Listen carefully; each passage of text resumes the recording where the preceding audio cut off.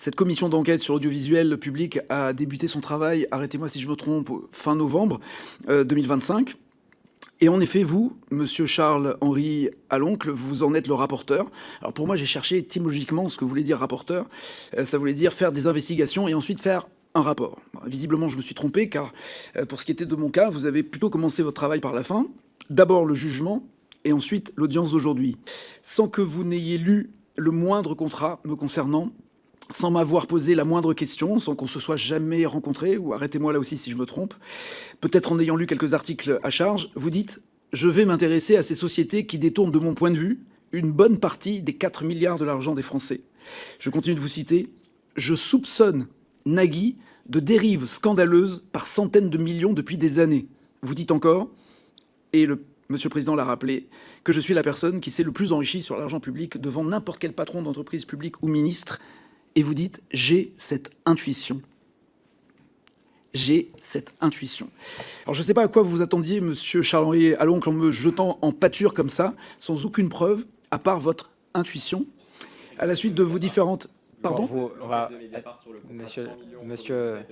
Très bien, on en parlera. Donc à la base, je vous propose, alors c'est pas, pardon, excusez-moi, c'est un article. Monsieur le rapporteur, c'est pas un dialogue entre vous, monsieur, je vais vous laisser. Pardon, je répondais, oui. Allez au bout de votre propos introductif et le rapporteur vous répondra. Allez, en tout cas, à la suite, je vais l'être et avec un plaisir que vous ne pouvez imaginer. Allez au bout à la suite de vos différentes interviews, toutes ayant un passage accusateur à mon encontre, relayé sur les réseaux, mais surtout hors du cadre et du travail de cette commission, votre intuition, comme vous dites, a déclenché à mon encontre des injures, des menaces, des incitations à porter atteinte à mon intégrité physique, le tout avec de nombreux messages racistes. Alors vous vouliez sans doute écorner mon image auprès du public, mais vos actes et vos déclarations sont allés bien plus loin, jusqu'à des menaces de mort.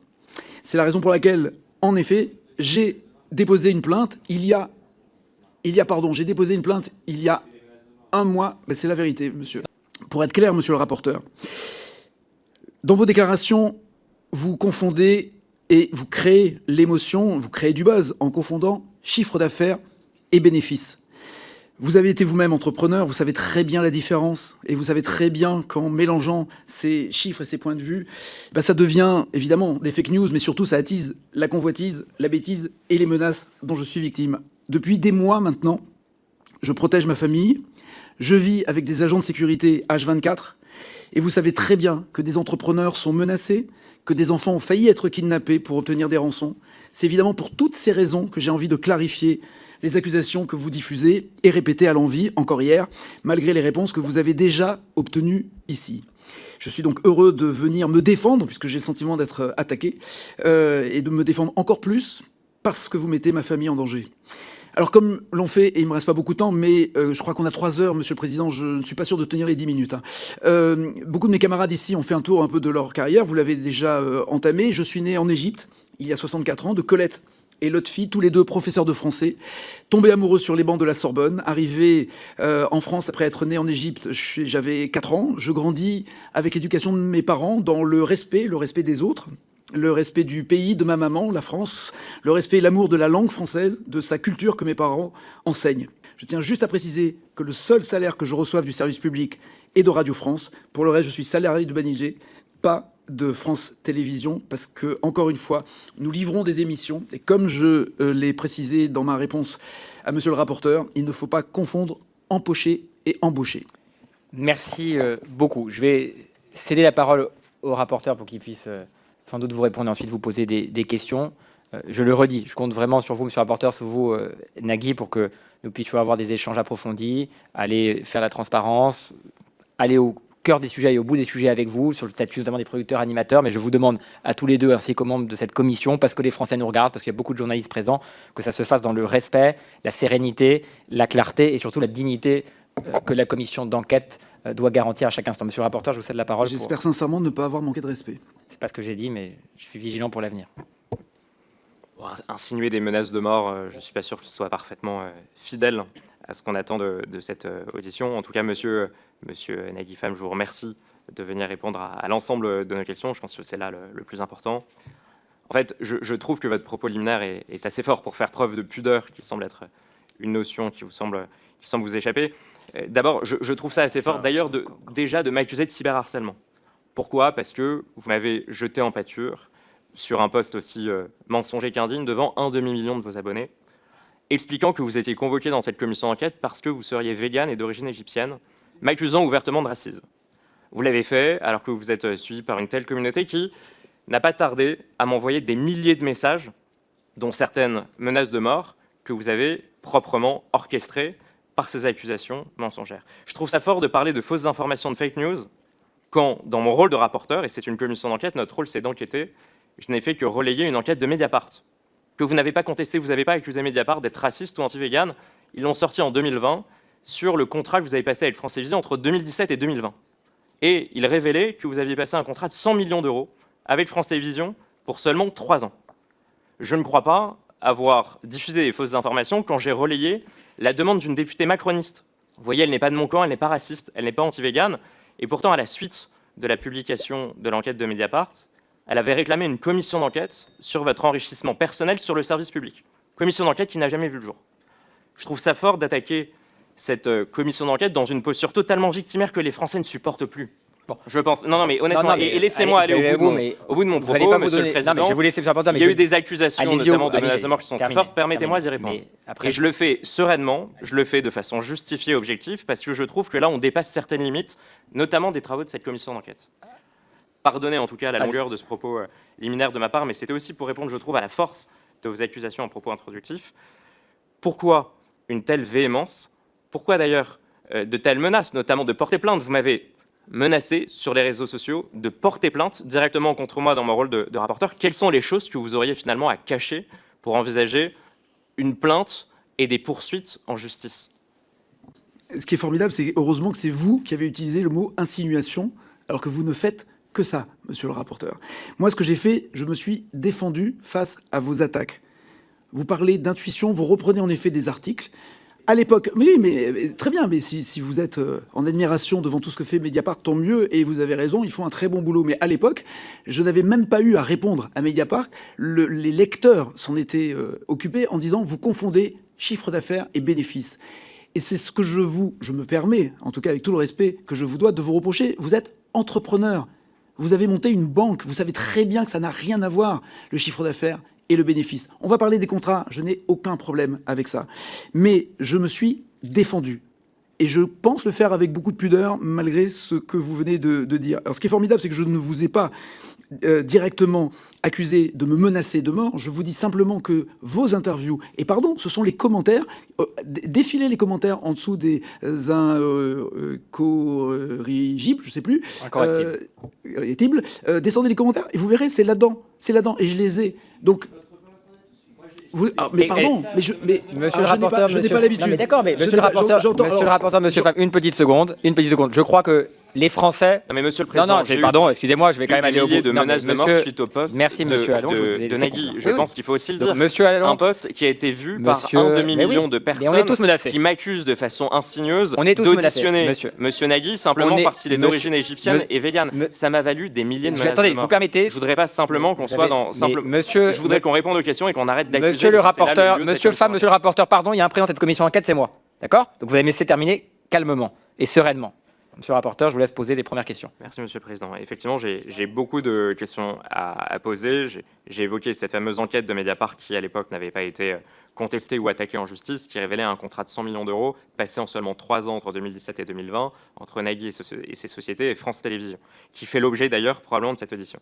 Si je vous pose cette question, Monsieur Nagui Pham, c'est que, au fond, les premiers à avoir dénoncé ces contrats, c'était... Il y a 30 ans, c'était Canal+, en 1996, qui vous surnommait au Guignol de l'info avec deux autres, le voleur de patates. Vous aviez même droit à votre propre marionnette. Et en fait, pour remettre les personnes dans le contexte, à l'époque, pour concurrencer TF1 sur le terrain du divertissement, France TV avait recruté des jeunes animateurs producteurs. Vous en faisiez partie, il y avait aussi Jean-Luc Delarue et Arthur. La même année, il y a eu un rapport parlementaire du député Alain Griottret, que le président évoquait en introduction, qui a révélé que le trio que vous formiez avec Arthur et Jean-Luc Delarue captait à lui seul 600 millions de francs par an, soit près d'un quart du budget des programmes de France Télévisions. Un quart. C'est une somme énorme. Alain Griottret, dans son rapport, a écrit, je le cite, « La redevance payée par les usagers de la télévision a assuré à quelques vedettes des rémunérations individuelles parmi les plus élevées de France. » Donc là encore, pas moi qui le dis, c'est un rapport parlementaire qu'il a écrit. Quand Jean-Luc Delarue est mort, on a pu lire dans le journal Le Monde, c'était le 24 août 2012, je cite, « Avec Nagui et Arthur, Jean-Luc Delarue devient alors le symbole de cette débauche d'argent public finançant des sociétés de production privées. » Fin de la citation. Ce scandale, à l'époque, a eu de telles répercussions qu'il a même mené à la démission du PDG de France Télévisions de l'époque, Jean-Pierre Elkabbach, qui avait été entendu par une même commission d'enquête. Donc, vous voyez, monsieur Nagui Pham, les propos que je relais, les interrogations, les questions qu'on se pose dans le cadre de cette commission d'enquête remontent déjà à des prémices qui datent d'il y a 30 ans, qui vous avez à l'époque dénoncé, qui avaient dénoncé à l'époque des contrats énormes passés avec le service public de l'audiovisuel entre vous, Jean-Luc Delarue et Arthur. Donc, à nouveau, quand vous voyez un article du Monde qui explique que vous êtes l'un des symboles d'une débauche d'argent public, est-ce que vous avez vraiment l'impression que cette commission d'enquête est à côté du sujet, ou que le sujet des animateurs producteurs qui facturent des sommes très importantes avec des marges importantes auprès du service public, que ces questions sont légitimes? Alors, les questions sont évidemment légitimes, et il faudrait simplement savoir ce qui correspond à quoi en termes de chiffres, en termes de commandes, en termes de fabrication d'émissions et en termes d'emploi. Je voulais juste, et je me permets, pardon, vous allez dire que je suis impudique, j'ai simplement relayé dans ma réponse le fait que vous étiez administrateur d'un... Très bien, mais tant mieux, tant mieux. Mais vous savez, vous avez... Bon, attaquez-moi si vous le souhaitez. Écoutez, attaquez-moi. bon, je voudrais juste finir. Laissez-moi finir ma phrase. Mais qu'est-ce que vous avez fait? Qu'est-ce que vous avez fait, vous? Je vous propose, monsieur le rapporteur, monsieur Pham, soit on est incapable de poser des questions et d'avoir des réponses, et je suspends cette audition, soit on est capable de... Non, je voudrais juste finir en tout cas, non, et relever ce formidable, monsieur Aloncle, ce formidable moment de sincérité, où vous avez dit qu'une personne n'est pas de votre camp, donc n'est pas raciste. J'ai trouvé ce moment formidable. Bon. Alors on va avancer, maintenant sur les questions. Allez, on va avancer sur les questions et les réponses. Monsieur le rapporteur va poursuivre et vous pourrez répondre. Allez-y, monsieur le rapporteur. Merci, monsieur le président. Non, vous voyez, j'ai cité le rapport du rapporteur Griotret, rapport parlementaire de 96, qui explique, à propos des animateurs producteurs, à l'époque Jean-Luc Delarue, Arthur et vous, Nagui, je le cite, « La redevance payée par les usagers de la télévision a assuré à quelques vedettes des rémunérations individuelles parmi les plus élevées de France. » Fin de la citation. La Cour des comptes, parce que vous expliquez que je ne cite pas assez le texte de la Cour des comptes. En 1997, les conclusions de la Cour des comptes vous ciblent nommément votre société dans son rapport. Je le cite, « France 2 a consenti à Air Production, la société de Nagui, une libéralité qui constituait pour elle un important manque à gagner. » Enfin, vous avez été condamné en première instance, le 22 mai 1995, condamnation prononcée par le tribunal de commerce de Paris contre France 2 et Air Production pour comportement déloyal et favoritisme. Votre société a été condamnée à payer une amende de 5,4 millions de francs en réparation du préjudice subi à la société. Tout va très vite, parce qu'il n'y avait eu aucune mise en concurrence pour la production de l'émission. N'oubliez pas, votre brosse à dents, le président l'a rappelé, c'était une de vos premières émissions que vous avez proposées pour le service public. Donc, simplement ma question, et vous allez voir, on va aller de façon chronologique, mais je vais vous poser une question, et je vous laisserai bien sûr répondre, mais simplement, on va aller de façon chronologique. Quand on voit que l'article du Monde expose qu'il y a une débauche d'argent public pour venir augmenter les marges de certains animateurs producteurs, qu'on voit aussi que le rapport de la Cour des comptes, en 2016, aujourd'hui en 2025, rappelle qu'il y a des situations d'animateurs producteurs qui ne sont pas dignes du service public, avec des marges importantes, et que ces faits datent des années 90, est-ce que vous ne pensez pas qu'il faut faire preuve de davantage de probité dans les marges, dans la rémunération, quand il s'agit d'émissions proposées sur le service public? Alors c'est l'occasion pour vous, monsieur peut-être Pham, de nous expliquer... Entièrement d'accord. Voilà. Sur simplement, je vais vous dire à quel point je ne suis même pas au courant de cette condamnation-là, mais ça me revient tout par... Non mais écoutez-moi, vous faites non de la tête avant même que j'ai commencé la moindre phrase, monsieur le rapporteur. Écoutez-moi. Oui, je sais. L'émission N'oubliez pas votre brosse à dents est un format de Channel 4, d'une chaîne anglaise, et France 2 a voulu se protéger en prenant directement ce format, en court-circuitant la société dont vous parlez, pour que ce format appartienne à France Télévisions et ne soit pas dépendant des producteurs, justement, et de leur décision de rester sur une chaîne ou de partir avec un format sur une autre chaîne. Donc je n'y suis strictement pour rien. C'est France 2 qui directement a pris cette décision, et d'autant plus que oui, il y a eu une condamnation, oui, il y a eu un manque à gagner pour celui qui avait présenté ce format, et c'est France 2 qui s'est chargé de régler cette facture, parce que c'est France 2 qui était propriétaire de ce format, et pas moi. Je n'étais que producteur exécutif, je n'étais pas propriétaire de cette émission. Donc, de dire vous avez été condamné et c'est la Cour des comptes qui l'a permis, ainsi de suite, c'est encore une fois, vous rapprochez trop de mots ensemble et vous créez, et légitimement d'ailleurs, moi j'entendrai tous ces mots-là, je serais moi aussi ému en disant waouh, c'est quand même fou.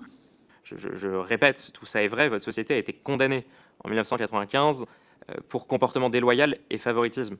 Vous avez été condamné à payer une amende de 5,4 millions. Donc, vous voyez, tout ça peut être vérifié. Il y a des articles qui en attestent. C'est un travail qui a été sourcé. Vous pouvez peut-être le nier ou expliquer qu'en fait, on n'a pas très bien compris, qu'il y a une lecture des faits qui n'est pas forcément la même. Mais simplement, à la suite de ce scandale, Jean-Pierre Elkabbach, qui était le prédécesseur en quelque sorte de Delphine Ernotte, avait démissionné. Je crois que Jean-Luc Delarue aussi avait dû démissionner. Vous, quelles ont été, en prenant un peu de recul, quelles ont été les leçons tirées de ce scandale des animateurs producteurs, dont beaucoup de Français se souviennent encore des années 90, dans l'utilisation que vous faites de l'argent public, dans les facturations que vous faites pour vos émissions sur le service public? Quelles sont les leçons que vous avez tirées de ce scandale et notamment de cette condamnation? Alors, la première leçon tirée, c'est, je vous le rappelle, France 2 qui a été condamnée et pas nous, même si on est peut-être dans le jugement, je vous crois, mais en l'occurrence, c'est France 2 qui a commis cet impair et qui a réglé l'amende qu'elle avait suscitée. Alors, peut-être, monsieur Pham, pardon, je vais préciser, parce que vous avez peut-être effectivement sur ce sujet-là, pas exactement tous les éléments. Là, je dois venir en soutien du rapporteur. Votre société de production et France 2, les deux ont été condamnés. En fait, ce que reprochait le tribunal de commerce, pardon, je cherchais l'instance, mais c'est le tribunal de commerce, c'est que France 2 s'était tourné sans aucune mise en concurrence vers votre société. Et comme vous l'avez dit, parce qu'effectivement, Channel 4 avait commencé à négocier l'acquisition des droits. Voilà, je précise juste, je veux que les choses soient claires. Là, le rapporteur dit vrai. C'est même pire que ça. Voilà. C'est même pire que ça. En tout cas, votre société et France 2 conjointement, voilà. C'est pire que ça. Thierry Cassuto pour cette société. Expliquez-nous, voilà, peut-être. Alors, voilà, Thierry Cassuto, avec cette société, tout va très bien, si j'ai bonne mémoire. Il y avait Gédéon aussi qui était dans cette histoire. Vient me proposer, n'oubliez pas votre brosse à dents, en disant il faudrait, tu serais l'animateur idéal pour cette émission. On regarde cette émission, toutes mes équipes et moi, on tombe amoureux du concept de n'oubliez pas votre brosse à dents, et on va conjointement le présenter à la chaîne. Donc, il y avait cette arrivée de ces deux sociétés en disant « et si on coproduisait ensemble cette émission ?»